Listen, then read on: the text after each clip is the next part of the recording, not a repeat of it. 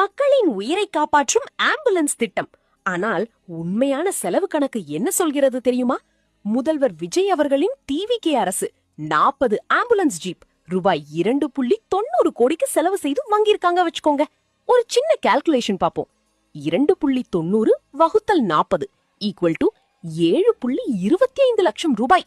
ஒரு ஜீப்பின் சராசரி மதிப்பு வெறும் 7.25 லட்சம் ரூபாய் ஆகியிருக்கு.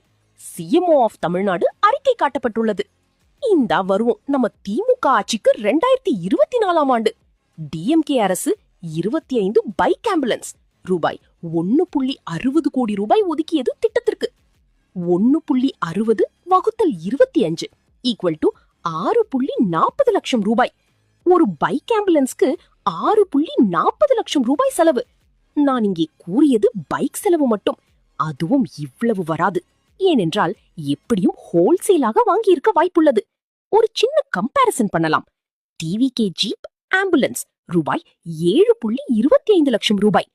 டிஎம்கே பைக் மோட்டார் சைக்கிள் ரூபாய் 6.40 லட்சம் ரூபாய்.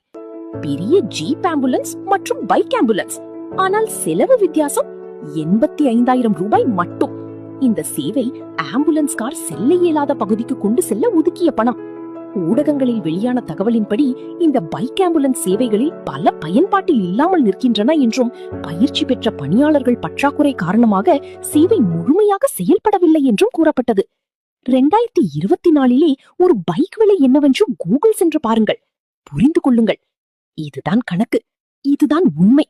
மக்கள் பணம் எங்கே செல்கிறது என்பதை இனி மக்கள் தான் தீர்மானிப்பார்கள்.